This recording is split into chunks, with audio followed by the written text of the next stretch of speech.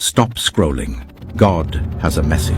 Do not scroll. This is a warning from God. I want you to share this with people. Ballerina Farm is a trad wife. For Daniel and I, our priority in life is God and family. Everything else comes second.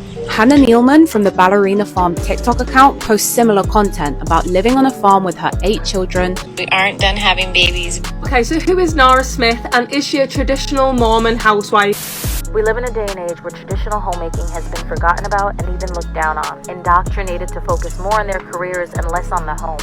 Today we're going to be talking about Pentecostals. You're Pentecostal. Of course we speak in tongues and cast out demons every Sunday. This covenant glory to God. Leave right now in Jesus' name. Look at me. Obey the authority of Jesus Christ right now. Many people are shocked as Will Smith just performed a song that looked like a satanic ritual at the BET Awards. You probably know me as Will Vicky. I'm not a baddie, I'm a woman of God.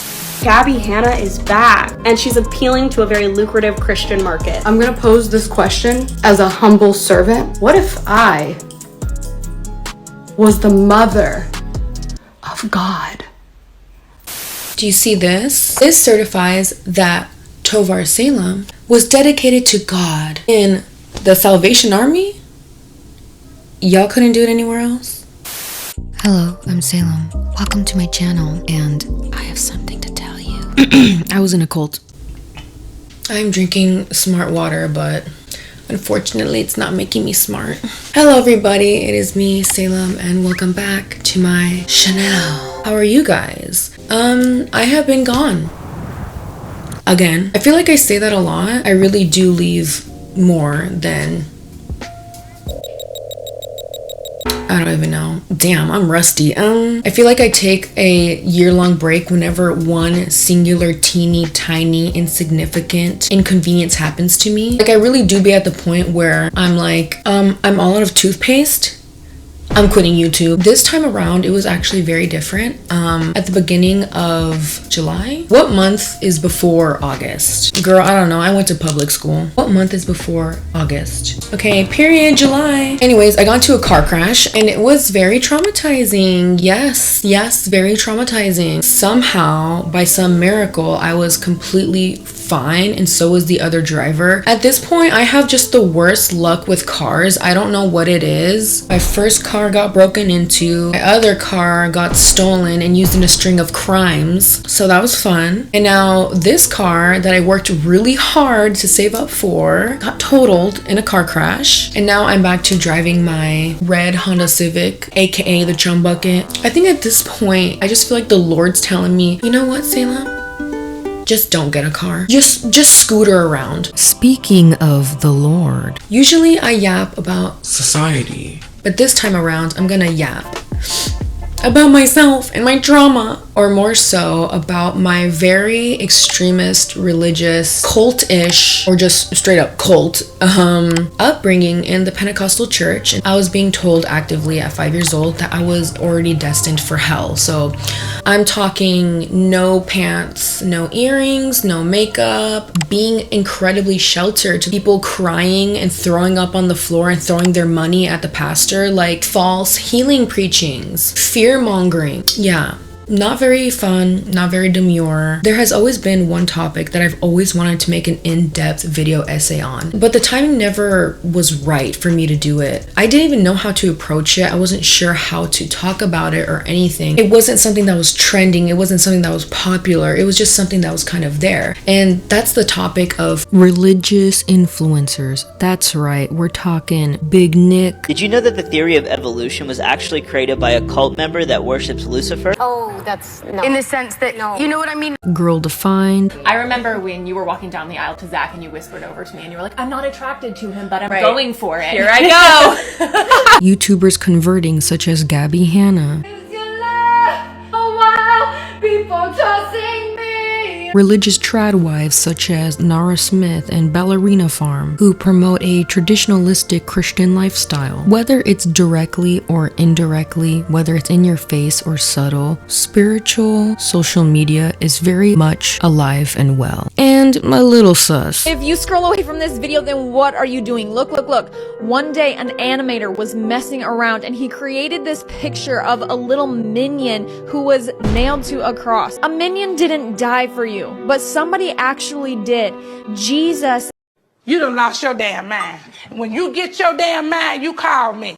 Yes, of course, there are YouTubers of faith who are normal. Like, look, I get it. We're supposed to love one another, not judge or whatever, but like, it's Jesus's job to be perfect, not mine. But I've always felt conflicted about making a video about those YouTubers because I understand why they think that way. Because I used to be that way. Because I was raised in a very toxically, overly extremist, religious, cult-like church where it's like, but at least we're a community.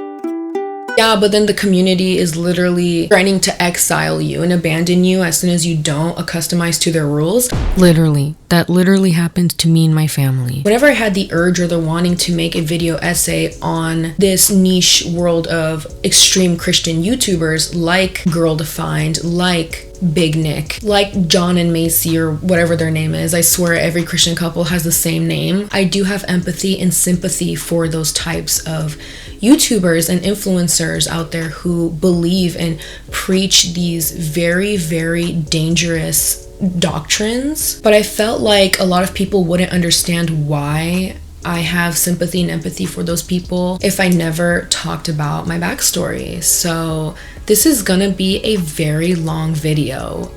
So grab some snacks, get comfy, grab your Bible, and let's deep dive into the world of spiritual social media. Now, since I have been gone for a very long time, we're gonna do a quick sponsor because, girl, the bills still need to be paid. And unfortunately, I cannot pray the economy to get better. So here's a word from our sponsor. Fragrance brings about memories, and whenever I think of those old church days, when I close my eyes, the smell that I smell is of mothballs, dust, and guilt and shame. It's a good thing that there are other good fragrances out there that can give you better memories. Thanks to brands like Scentbird. These are it, so cute. The first one that I got is Montale, which smells like rose, tonka bean, cane sugar, and white musk. Next one that I got is Sugarful Kiss. This one comes with a lot of herbs. I love any smell that's very herby, kind of like I'm a human soup, you know? The last fragrance that I got is this one, which is, I can't pronounce that, but that's how you know it's fancy. This vial smells like someone mysterious and rich and hot would wear to a secret high-end date. But honestly, that's what I love about Scentbird, how there is literally so many different options for fragrances and colognes. And if you don't know like what scent goes with you and your aesthetic, Scentbird has a quiz for that. It helps you discover niche fragrances that align with your taste and that align with something that just screams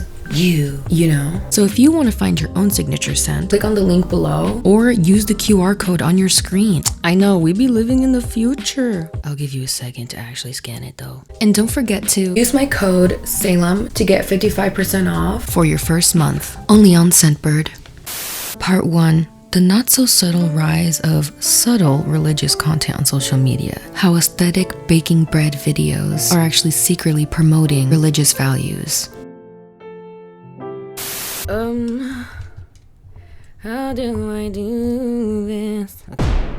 Sorry for the jump scare. I know I'm kind of giving like Professor Snape mixed with Momo. I wanted to do my hair and makeup while talking about this section just because why not? This is the briefcase that is going to take me from drab to fab. Honestly, I cannot believe I'm showing my bare face and hair on the internet. What I'm doing right now is a lot braver than leaving a cult, so y'all better give me a like and a subscribe, okay? Share this to your grandma.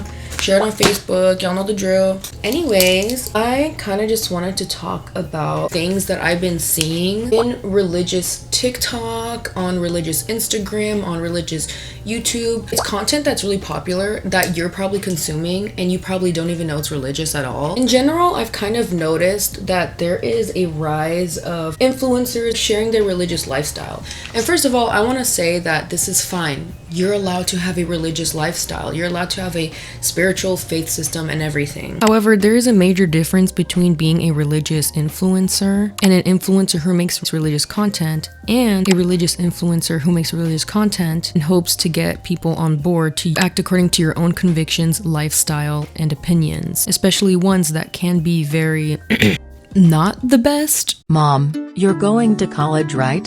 Yeah. Feels guilty for wanting to pursue homemaking and not a college degree. Good decision. You never needed a college degree to feel accomplished as a woman. Definitely, I thought it was fun. I like the beat.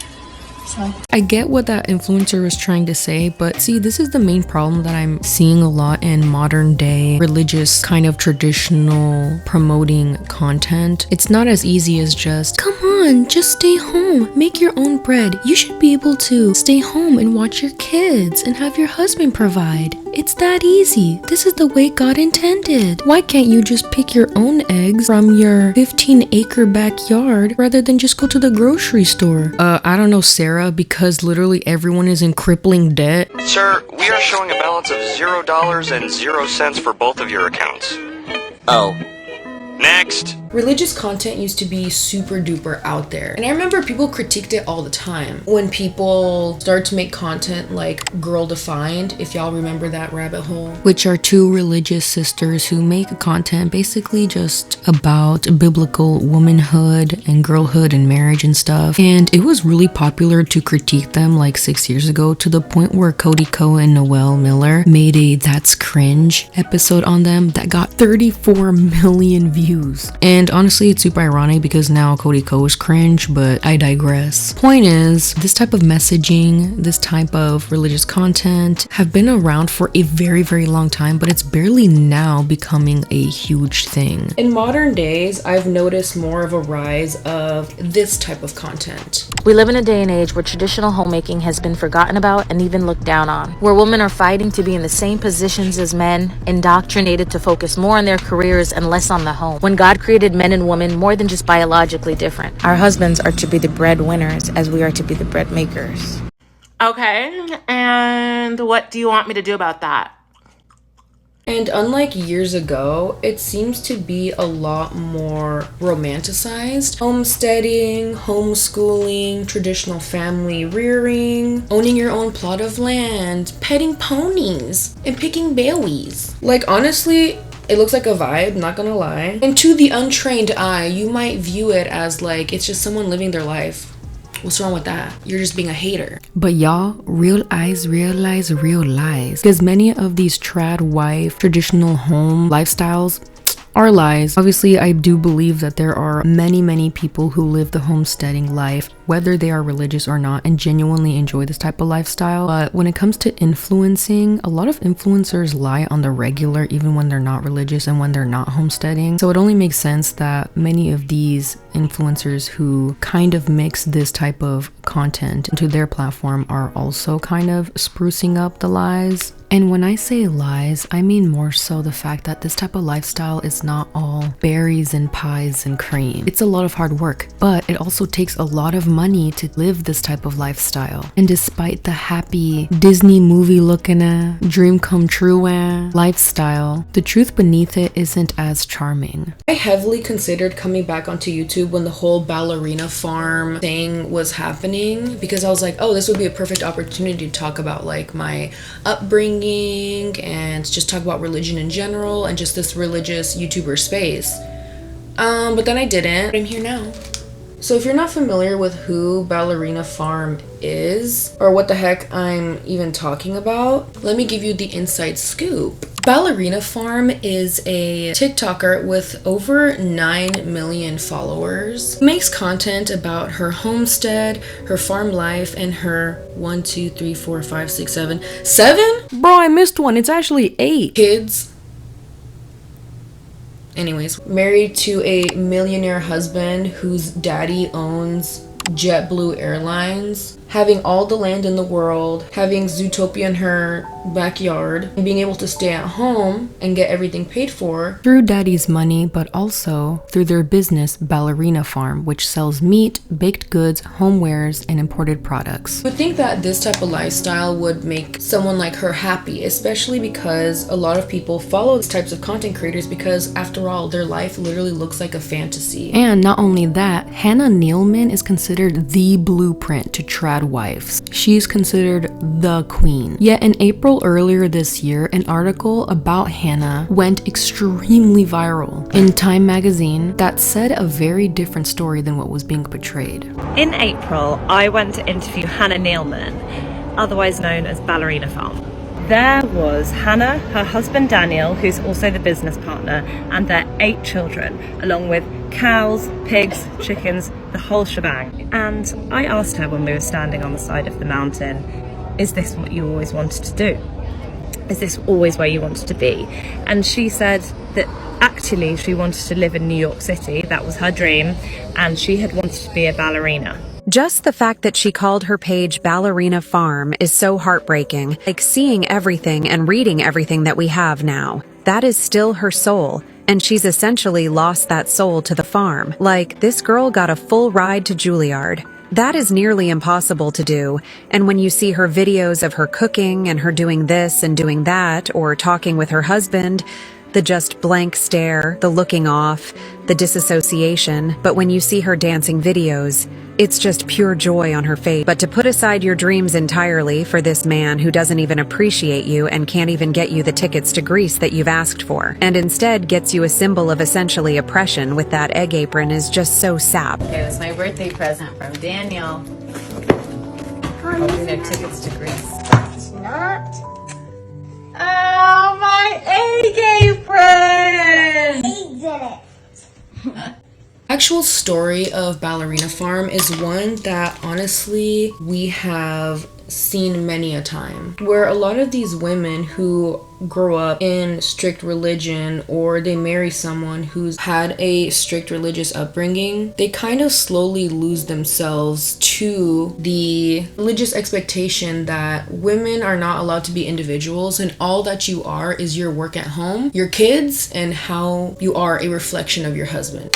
She was young, she was talented, she had everything that it took to become larger than life. And then a man came around to ruin it, as always, and she settled down and had 8 kids with her now husband Daniel, who's a literal millionaire and only got her a damn egg apron for her birthday. Like, damn, not even a cake, balloons, flowers? What about ballerina shoes? Nah, bro really chose an egg apron that looked like it was made by a 5-year-old. Obviously, it's different when you're in a financial strain and all you can get your partner is something small and simple and meaningful, but they got hella acres of land. They're not struggling. If my husband did that to me, I'd be pissed. No ma'am. No ma'am. No ma'am. No ma'am. But despite everything, after her interview went viral and so many TikTokers made videos about it, she finally responded back to the massive internet storm that was talking about her and her family and her lifestyle. A couple of weeks ago, we had a reporter come into our home to learn more about our family and business. We thought the interview went really well, very similar to the dozens of interviews we had done in recent memory. We were taken back, however, when we saw the printed article, which shocked us and shocked the world by being an attack on our family and my marriage, portraying me as oppressed, with my husband being the culprit. This couldn't be further from the truth. Nothing we said in the interview implied this conclusion, which leads me to believe the angle taken was predetermined. For Daniel and I, our priority in life is God and family. Everything else comes second. The greatest day of my life was when Daniel and I were married 13 years ago. Together we have built a business from scratch. We've brought 8 children into this world. But for now, I'm doing what I love most, being a mother, wife, a businesswoman, a farmer, a lover of Jesus. and making meals from scratch. I saw a lot of people say that, well, I don't feel bad for her because that's the life she chose. But many times that's the only life that a lot of people know. Sometimes they get convinced by their partners or family members that this is what's best for you, so you should just stay, lay low, and just do it. Or it's a decision that to everyone else seems like a waste, while for them, it truly is what's best for them and what makes them happy. But when it comes to a lot of religious women, their autonomy is kind of stripped from them, and society just comes to the conclusion that they don't know any better and infantilize them many times, doubting that these women could ever be happy with the lives that they've chosen.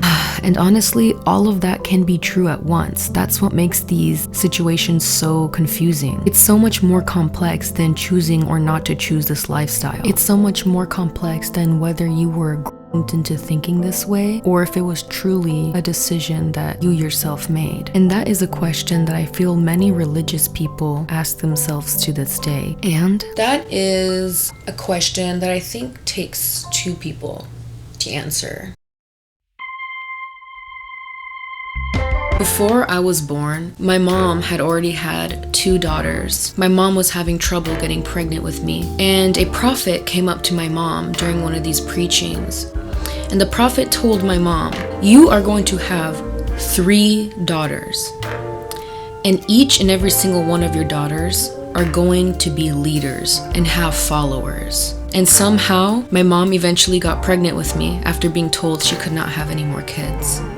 She finally had 3 daughters, and crazy enough, all 3 of us are content creators with a following. All 3 of us growing up as Pentecostal pastors' daughters. Each and every single one of us have such a different experience with the church. But today, I wanted to get together with one of them to go through some photos and talk together and reflect on our church times growing up, and most importantly, why people stay. Boy, get the damn photos. I have them. Oh. Y'all got it? Ookie spooky Annie. No, but for real, be careful. Hello. Hiya. Let me do this. Okay. Part 2, the good, the bad, and the holy.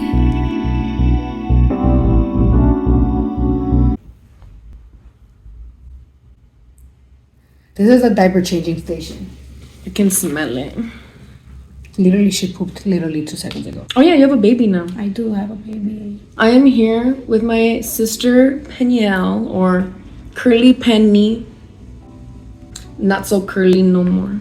I reached out to my sister Penny because I was telling her that I wanted to make like just a small little video. She wants to monetize her past trauma, and I'm like, I'm all for it. What else is trauma good for if you don't get money out? I'm not gonna cry for free. No, we just have a lot of childhood memories in the church, and I was like, we should get together and go through this box of memories. Because there is a lot. I was gonna do like a traditional like story time, you know, like story time, the time where I broke my leg in church and someone thought they could heal me with their hands instead of calling 911. Tell me why you just remembered that too, but who was it? You can just bleep their name out.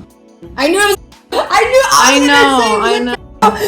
Bro really thought he was extra anointed. Him and his chanclas. And his sunglasses that he would wear inside church. I swear, a camera should have been following us around that time because honestly, we really deserved a reality TV show. We deserved a reality, and we still do. Y'all would have ate that up. So if any TV producers watching, we still want one. The fact that we actually almost did talk to producers about a church trauma TV show, but we should have said yes. Well, the pandemic happened. Oh yeah. Anyways, so let's go through our box of trauma. memories. And let's just kind of talk about our upbringing. Well, we were pastors' children. Specifically, our parents were Pentecostal pastors. That means we grew up with the...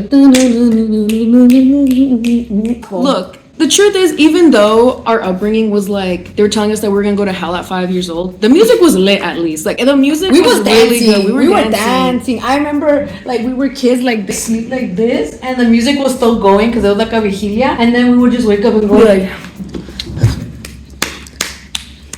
So this is our family. Look at us. That's our dad, our Okay, first of all, mama. it's blurry. That's Sila. Our older sister Anna. That's me. And my dad was in charge of music, and our older sister was part of music too, and so was my mom. Yeah, she played bass, drums, and she sang. And I also played piano on stage. There you go. But I got nervous and I blanked out and I messed up. And then my dad was like, "Yeah, you're never playing on stage ever again." And I was like, "Okay." I was supposed to do the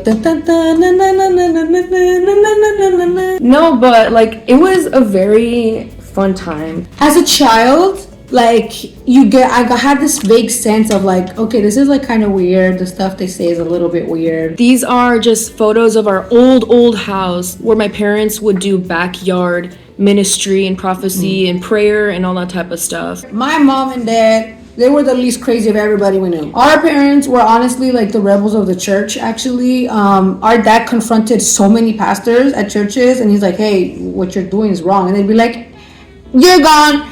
What's the word? Banned. The thing is, our parents never taught us extreme religion. It was just the outside factors that were trying to convince my parents to be more religious. Look, it's like a bag of nuts, okay? Some of the nuts, they're saltier than others, some of them, and sometimes there's raisins in the nuts, you know what I mean? Like, just a mix of people. Some people are very level-headed, and some people are very beautiful and very graceful and, like, very generous. And there's other people that you're like, what? You're like, sis, you need to get that evaluated. And then there's people who would tell my mom and dad that they were going to hell because they were poor. So there's like a very much... We were really poor in California. Like, we didn't have a car, so my mom used a shopping cart to move us around from store to store. And the pastors told my parents, this is when our parents weren't pastors. This was when we were really little. They would go to church in Los Angeles or San Jose. And the pastors told our parents that the reason we were poor is because God was punishing us because we weren't faithful enough. And my dad said that he remembers praying really hard, that God, please forgive me. I don't know what I did, but please forgive me. Or the time where my mom couldn't afford other skirts to wear to church, and the only skirt that she had was kind of fit her a little, tight. It was too tight, it wasn't her size. It was too tight. And instead of the congregation being like, oh, those are the only skirts you can afford, how about let's take her shopping or something? They were like, don't come back. You're being a temptress to the men. You're being a Jezebel. Yeah, you're being a temptress. And my mom was like, I literally don't have any other skirts. Right. And then he was like, so like it was never my parents' fault. It was just the outside factors convincing them that they were wrong and that they were being rebellious and that they needed to be more strict and psycho. It's a power play. There was unfortunately a lot of pastors that definitely liked executing that power over what people wore, over what they would buy, over what they would say. They so easily fell into the hands of this religious abuse because they genuinely had a sincere heart of like, I want to be right with God. Like, I want to, be a good person. And then you have these crazy manipulative pastors that who tell them, well, in order for you to have that, you need to hit your kids more. They would sell sticks to hit your kids with at church. And you had to hit them specifically with the sticks that you bought from the church. And on it would say the Bible verse of do not spare the child of the rod. And mom didn't buy it. That's why they got mad at her. Stop. Y'all, what the hell? You had to buy the church's spanking rod to discipline your kids properly. And at one point, my dad was able to save up enough to get a house. And the pastor got mad at my dad because he was like, why are you buying stuff without my permission? Yeah. And my dad was like, He was like, so I heard you bought a house. And yeah, we did. Sorry, we haven't been to church that much because we've been moving. Okay, so why didn't you tell me? Oh, tell you what? Why didn't you tell me before you bought the house? Everybody knows that if you buy a car, if you buy a house, you need to tell me first. It was a whole thing. And my dad was like, yeah, I think they were there for like a few more. My dad told me a few more years. Yeah, and then he went to jail. You know what's crazy? That was not the only person that we knew that went to jail for just church scandals in general. And my dad literally told me and Peniel, like, yeah, looking at it years later, I was in a cult. We were in a cult. So my parents were here while I was pregnant to help me out, right? And then they were watching a bunch of Netflix shows. My dad put on a show called How to Be a Cult Leader. Actually a very interesting show. So they have like this playbook on how to become a cult leader.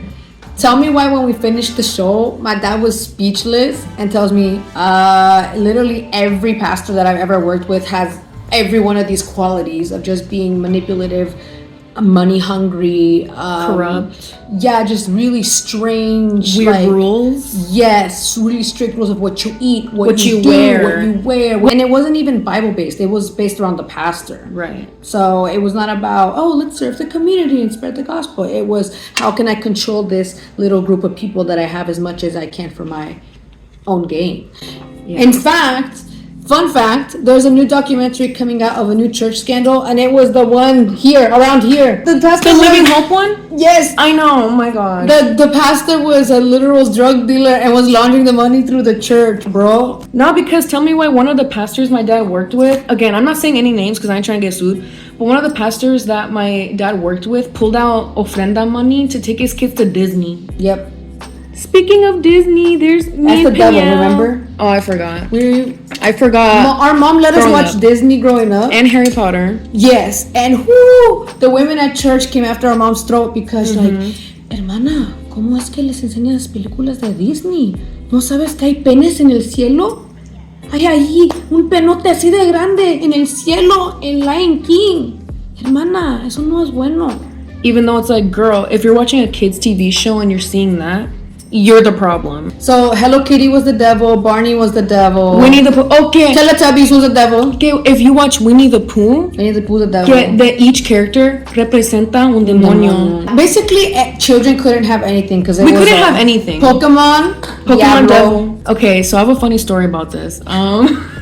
I didn't know which one you're gonna say. Okay, talking about Pokemon, we went to a church camp and all the elders were surrounded by a fire, like just talking, we're doing a fogata. Literally, they were talking about just how this generation is filled with demons, which first of all, I mean, they're not wrong. But and they're talking about how, I never let my pobrecito niño, I never let him play Pokemon porque es para el diablo. Like, I remember this one time, I took my kid's Pokemon card that was shiny and I threw it in the fire. And there were sparks everywhere. And that was proof that there was a demon being uplifted from the card. Girl, the mom threw away his super shiny special card. Yeah, like the platinum. You just destroyed like $500 worth of Pokemon That was cards. God's prayer, the answer to your prayer. That was gonna pay your rent, girl. Y lo quemaste. But see, that's what I mean of the buffoonery we grew up with, bro. Like, speaking of buffoonery, this is me with my broken leg. All the kids, we were having like a stair jumping competition of, I can do 5 steps, I can do 2 steps, I can do whatever. And then I was like, I'm gonna do the whole flight of stairs. Yeah. And I actually didn't. But when I stood up, I was like, oh snap, my leg's broken. Everyone came to my aid, and instead of calling 911 like rational people, there was one person in our congregation who just really thought he was extra special or something. And God bless his heart. He's a good person, but But this is what you mean by the spiritual psychosis. I think some people become so elated and almost delusional of some things, and it's like, look, the rational thing right now is to take this child to the hospital. Bones to the hospital. This is not the time to bring out anointing oil to a child that's screaming in agonizing pain and try to heal her broken leg when there's already technology and care that can heal her broken leg. And so the guy, I'm just gonna say his name, told my parents, no, don't call the hospital. This is an opportunity to show the wonders of God. So they laid me down, puts his hand over my leg and starts praying over it. He walks to the end of where the church seats are and he's like, okay, now get up and walk in the name of Jesus. I get up and I immediately fall back down.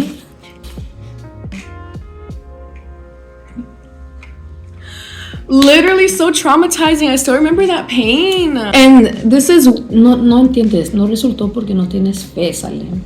It's true. Por eso no resultó. I was demon possessed from watching Winnie the Pooh. That's why my bone didn't heal. You liked Hello Kitty too much. I liked Hello Kitty too much. And Barney. My parents were obviously like, okay, this is not gonna work. Let's go to the hospital. So there's something in the Pentecostal church called deliverance. And basically what deliverance is when someone needs spiritual help. To be delivered from like an addiction or like a stronghold that they're going through that they just can't seem to break. This is what my mom would do. She would go to someone's house and see if there was like a negative spirit or energy in an item that could be causing this person to do something bad or make them feel bad or whatever. She was good at it. But when I was younger, low-key, I was like, What am I witnessing? So this part of the video got cut out, but I'm just gonna do voiceover. Me and Penny remembered that my mom was doing a deliverance on someone, and after the lady was done twisting and turning on the floor, she got up and was like, I need a Pepsi.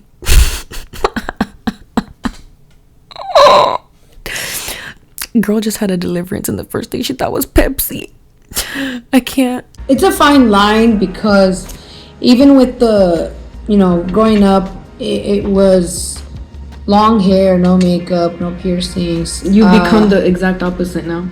If those people saw me now with like my stretched ears and my arm and all this with no hair, they would freak. Yeah, they would probably try to like intervene spiritually and be like, what's wrong? I think the problem is because there's nothing wrong when people feel a personal spiritual conviction of like, hey, I personally feel like in my way of serving God, I'm gonna wear skirts and have long hair. Yeah. Cool, but that's their personal choice. That's the difference, right? It's their own personal journey. And whereas there's a person of a higher power dynamic forcing rules onto this body of people and making them think if you do not comply to what I say, you can't be saved. I think that's when it becomes very problematic. And that's also when people start to become extreme. Yes. And I think as we've grown older and matured in our spiritual walk, when I do see people who are extreme in their beliefs and everything, my mind doesn't automatically go to where everyone else's mind goes to, which is, oh, they're ignorant and they're hateful and this and that. I have so much empathy and sympathy because I know there's someone behind the scenes feeding them this indoctrination that is just pure evil. And that even though this is what the Bible says, this is what God told me. And I'm telling you. I think that's the problem too with a lot of churches that people don't understand. It's not that ultimately that, oh, your God does this. It's a lot of the times it's the pastors. It really do. A lot of the times it's the pastor that does that and convinces the congregation that it needs to be this way, or you need to be this way, or you need to believe this way, or act this way, or dress this way. Or the Lord told me this. Because it's all about the pastor now, and it has nothing to do with God, and this pastor is... it's like a power trip. A lot of them do get a power trip from it. The Bible is a historical manuscript, okay? There are 66 books, and every book is different. You can't just go to a random verse and say that's the tell-all be-all, because every book's different. Some books are poetry, some are letters, some are prophecies, some are just history. Who was the intended audience? What was the intended message? What was the genre? It's so much more complicated than that. And I don't think that people don't understand that. They think that you describing any random verse can be used in any random context. And it's like, no. That verse was written by Paul to a specific church for a specific cultural norm that they had. You know what I mean? For me personally, that's how I'm able to weed out people that I feel like, oh, okay, you don't know what you're talking about. And who does? I think for me, it took me a really long time to really truly know Jesus and Jesus's word and being able to weed out what was part of the Bible and what was being taught to me in church. Our parents' church disbanded at one point because of just, how do I describe this? Well, I mean, he lost the church because the pastor was a racist. Yeah. They stopped being pastors because there was a lot of conflict with the head pastor because he was a straight up racist. He did not like Mexicans. And it was very, very, very obvious and very blatant. And it was very obvious that he did not want Hispanic people in his church. So that was unfortunately the conclusion of the church, which is insane. But literally the direct opposite of Jesus' love, but yes. Yeah. If people want to talk about like, oh, that's such a horrible thing that happened to you and this and that, I look at it as a blessing. Even our parents say that. It's our a blessing. Say it was a blessing because if we stayed in that church, things would only get worse for our family. We would only get more extreme. We would be more sheltered.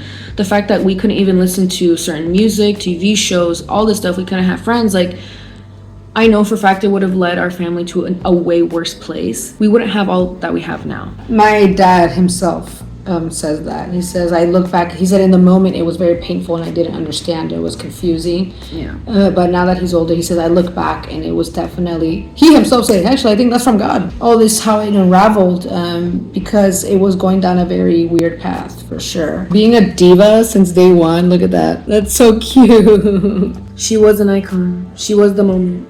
And that's me in the back. Y'all don't understand. Our parents genuinely have such humble, sincere hearts. And I think that what happens is you get people who really have sincere hearts where you really want to make a difference in their lives. And predators see this, predators, they can weed them out. They know how to find people that they can that are vulnerable, sink their teeth into, and they see this, not desperation, but this deep longing of, I want a bigger purpose in my life. And they're like, cool, I can grab this person and make their purpose to serve me. It's really heartbreaking. That's why for me personally, I will never judge somebody who is in an extreme mindset, because I know what it's like to be in this high pressure situation of conformity. I know it gets to your head. It really does, And those people need empathy and understanding and love and grace. They don't need someone telling them, like, yeah, you are ignorant and hateful, because it kind of almost feeds into their feeling of, see, we're right, we're being persecuted. That's something that they're taught all the time. They would teach you that if you're hated by the world and if you're being persecuted and stuff like that, then that means you're doing something right. That you're doing something right. And that's why people stay there. Well, I'm just glad that not somehow. No, by God's grace. By God's grace, we came out unscathed and stronger. And I don't know about unscathed. Okay. We got a few paper cuts here and there. Yeah. And I'm so glad that our relationship is stronger as sisters too through it. Yes. I can personally say that God is good. Sorry, my tat is fresh. Oh, far away hug. And you hit it the other day too. You're like, look. I was like, ah. But I was telling people, I think I think I might leave the house. I think I might go outside. And they're like, it's dangerous out there. Don't leave the house. It's the last thing you want to do. You can't have a meaningful life out there. You cannot have a meaningful life outside the house. There's nothing but emptiness and destruction outside of the house. This is where God lives. This is his house. This is the place where you need to be. This is the place where it's safe. Final part. He who is free of sin cast the first stone. Do you see this? Certification of dedication. This certifies that Tovar Salem, me, was dedicated to God. In the Salvation Army, y'all couldn't do it anywhere else. On the 25th day of July in the year of our Lord, 1999, also the year of Britney Spears. This is proof that my parents dedicated me at birth to the Lord, and it's also proof that I'm better than you guys. So this is VIP in the Christian community, okay? VIP. This is my one-way ticket to heaven, baby. Like, girl, forget it. I'm gonna roll up to heaven and they're gonna be like, oh, you've been on the list since you were born, girl. Here's your golden Cybertruck Tesla and seafood boil that we prepared for you. I can't wait to go to heaven.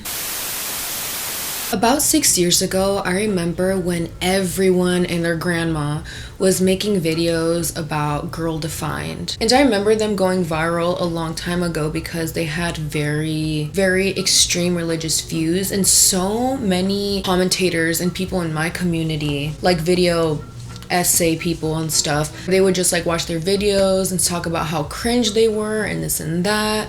And I remember just always feeling like, I wish I could talk about it. I wish I could give people context as to why people think that way.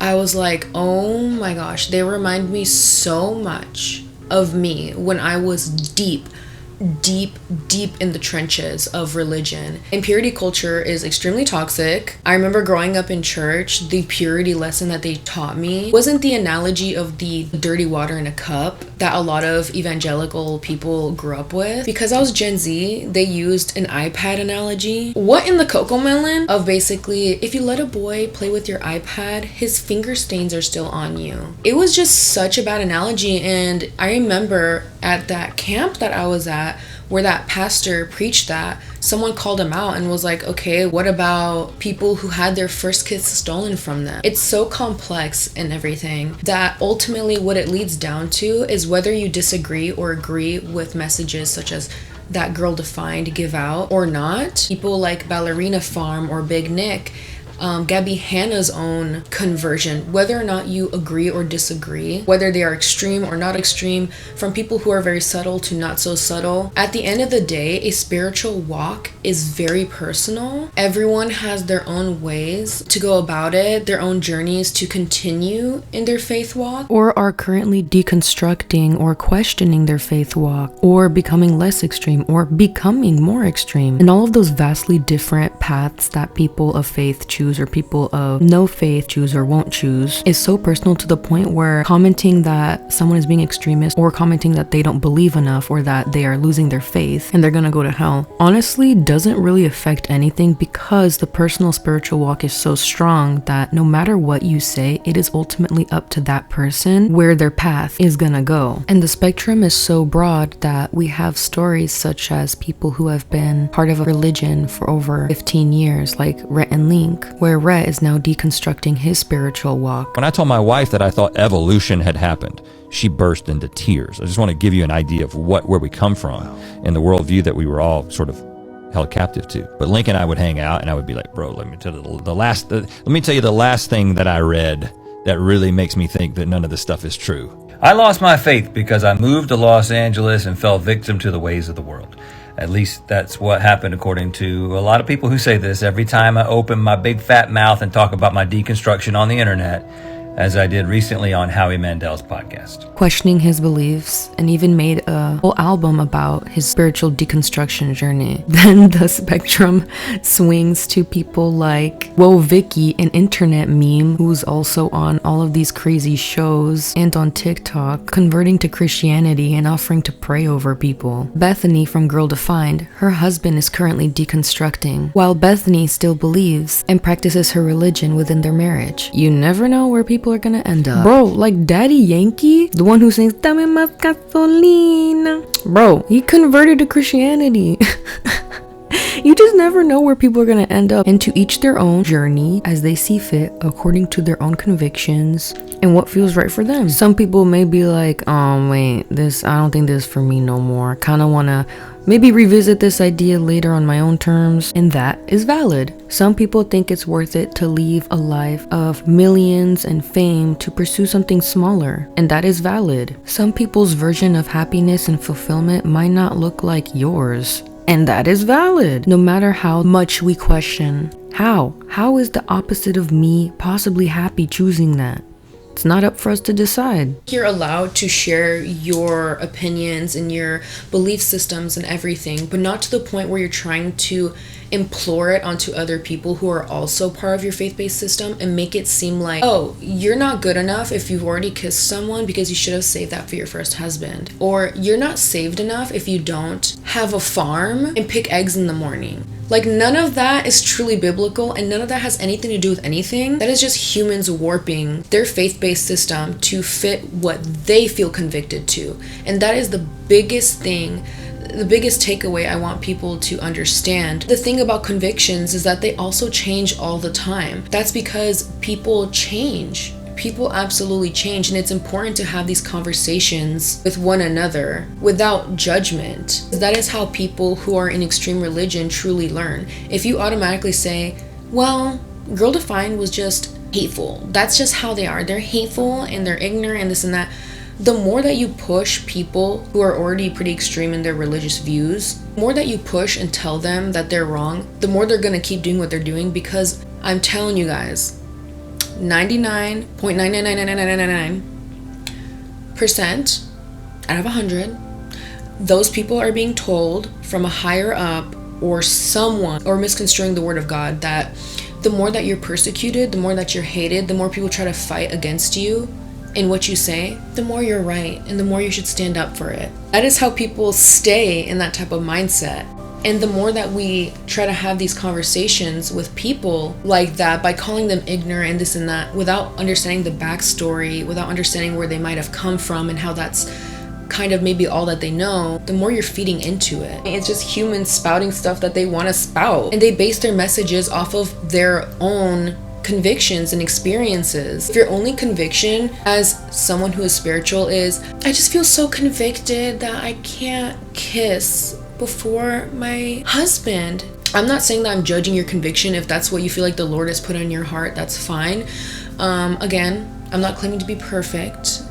Jesus is, I'm not. What I am saying is that some people ain't even struggling with kisses. They're struggling with major addiction, life destroying addiction. And to continuously preach, you should save yourself, that's the only way God's gonna reward you. Did you guys see when Ice Spice was praying with her team, she was twitching and acting suspicious? Like, it's because she has a demon in her. Is it that? Or is it maybe just the Ozempic getting to her brain? Like, there is a separation of spirituality and humanistic traits that don't intermingle sometimes. There's just certain things that one person of faith will never relate to the other person at all. I do not relate to people like Girl Defined. I don't relate to people like Ballerina Farm either. It's always important when you're consuming this content, but also if you're making this type of content, you have to remember this. People simply just aren't going to share the same convictions as you. Point blank, period. The people in the same faith-based system do not share the same convictions as you either. Some people will be like, I don't believe in hookup culture. And then y'all will be like, oh my gosh, you want me dead. That's what you're saying. Oh my gosh. When it's like, no, that's just someone's personal conviction and opinion. But also on the creator side, y'all cannot be telling other people that they are less than just because they don't share the same convictions or beliefs as you. This is how TikTok spiritualists are. Guys, did you see that one video of Salem? She's doing witchcraft. She put herbs in a cup and then she drank it, or conjuring up some sort of demon. When in reality, it's just peppermint tea. Some of you guys genuinely need to calm down. Just because you feel convicted about drinking tea doesn't mean that I'm gonna feel convicted for drinking tea. And that's not my place to start judging people for drinking tea. Y'all know what I mean, and that's the tea. Neither one of us has the right to truly judge anyone on their journey, whether they are converting, whether they are deconstructing, whether someone drinks, whether someone doesn't drink, because we all have our different convictions. We all have our different areas that we do or do not struggle with. I truly believe that alcohol is a spiritual portal towards demonic spirits. They call alcohol spirits for a reason. The word alcohol comes from the Arabic term al-kul, which means body-eating spirit. Oh, brother. Bro, don't even get me started on this whole argument with alcohol. I am a person who very rarely drinks, not because I feel convicted that it's bad, but because it tastes like perfume to me. So that is something I just don't struggle with. I get why a lot of people of faith view drinking like this, but I'm sorry, I'm sick and tired of a lot of faith-based people connecting demonic and witchcraft narratives to absolutely everything. If y'all want to know my beliefs, I'll tell you. Do I believe in evolution? Do I believe dino roars were real? Honestly, I don't care. I was born on this earth, didn't ask to be, and now I have to pay taxes. It doesn't really dilute my faith or strengthen it if I research or try to find answers about the earth, because I don't even want to be here. But I am on earth, and I should be allowed to enjoy human stuff. People who tie demons and witchcraft to absolutely everything are exhausting to be around. I could be at Taco Bell ordering a hot sauce, and they'll be like, hot sauce? You know what else is hot? Hell, can I eat my Crunchwrap Supreme in peace?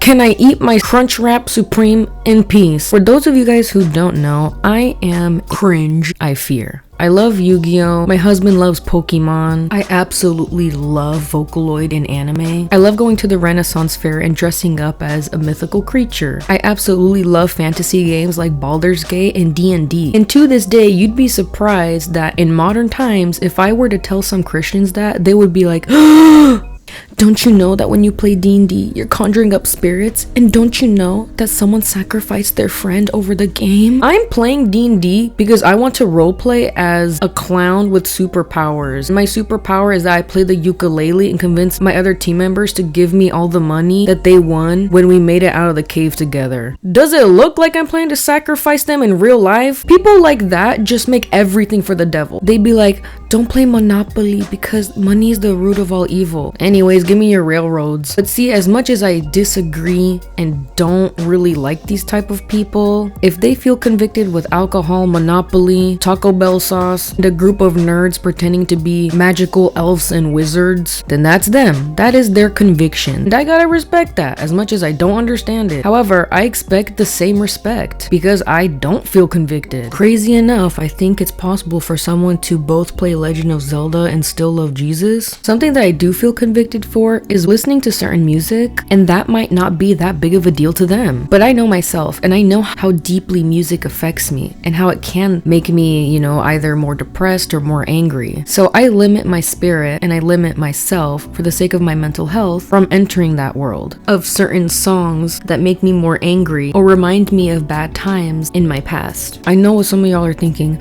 so you just don't listen to music at all? Did I say that? No, there's just certain genres and very specific songs I'm like, if I listen to this right now, I'm driving off the road. That might not make sense to any of you guys or to the people who believe Monopoly's for the devil, but that's not for anyone to get except for me. And who knows, maybe someone has a bad experience or has bad lore with Monopoly, with Pokemon cards, or Taco Bell hot sauce. I think we've all been there. Now, whether these convictions and lifestyles are strictly tied to spiritual psychosis, religious trauma, and all that stuff is a completely different conversation that I'm just not gonna get into right now. However, my main point is this: the things that make you feel closer to God are not gonna be the same things that I feel bring me closer to God. There was a story that our pastor shared of how he got a complaint that someone was smoking a cigarette on church grounds.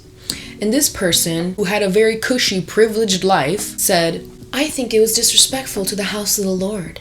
You shouldn't be smoking anywhere near the house of the Lord. It's basically blasphemy." Then our pastor responded with, "Well, sister, I understand your concerns, but our fellow brother who was smoking a cigarette out on the grounds is actually recovering from a very extreme drug addiction. And that is how he is maintaining and balancing himself from going back into that really harsh, damaging addiction. So if our brother wants a cigarette to sustain himself from not going back to such a dangerous lifestyle, then let him have it." Now, when you first hear this story, your empathy and sympathy goes towards the man with the cigarette. And most likely, your anger, disdain goes towards the person who was complaining about the man with the cigarette, and rightfully so. However, just as we didn't know what the man with the cigarette was going through, we also don't know what the person who was judging the man with the cigarette is going through or has gone through. Maybe once upon a time, they too were someone who were sincere at heart, who got taken advantage by the church, hurt by people, or was told that they needed to be more judgmental in order for God to love them more, which is not true at all. But I hope that through seeing this video today, you could understand how someone could possibly fall into that trap, and how maybe this type of person doesn't deserve all your empathy, but definitely understanding. And the way that we can melt the hearts of people who judge the man with the cigarette is to be open and honest, to not push or label them as ignorant or hateful. Give them a chance to tell you about their story, because you might just find it may be similar to one of the stories that I told today. And those types of people need to know that the world is bigger than them and the small environment they were raised in. There are people out there that need help, that need understanding, that there are people out there who do not look or live like them, and that is okay. And those people, when in need of help, deserve that help and understanding. And even though that is a message that has already been said time and time again, it's one that needs to be repeated time and time again, because time and time again, we constantly forget. And we forget time and time again because we're human. We're gonna fail. Pastors will fail you. Church will fail you. Religious people will fail you. Non-religious people will fail you. All I know is that a spiritual walk, reflection, self-betterment, and healing starts with you, on your own terms, in your own space. Church and worship and prayer starts with you when you're by yourself, in your car, in your room, in your office. You don't need to call Doja Cat a demon, or tell people who drink that they're demon possessed, or own 800 acres of farmland and have 800 kids in order to be seen, accepted, and loved. Because you already are, just as you are. Alright guys, thank you guys so much for watching. I know this video was super long, but if you made it all the way to the end of today's video, comment down a duck emoji down below so that I know you watched the entire thing. This video took a lot of work, a lot of mental healing for sure in order to get through. I am privileged and honored for you to have listened to my story and just my feedback and my on the, you know, spiritual world of social media. There might be some things that you don't agree with what I said or other people said in this video. All I can say is keep it cute, keep it cordial. You're allowed to disagree, but just keep it respectful. And I would love to hear your guys' experiences with the church, how you've healed or how you're barely healing. Just let me know in the comments down below. Remember to like and subscribe to my YouTube channel. You can follow both of my sisters here on their Instagrams if you're interested in the type of content that they make.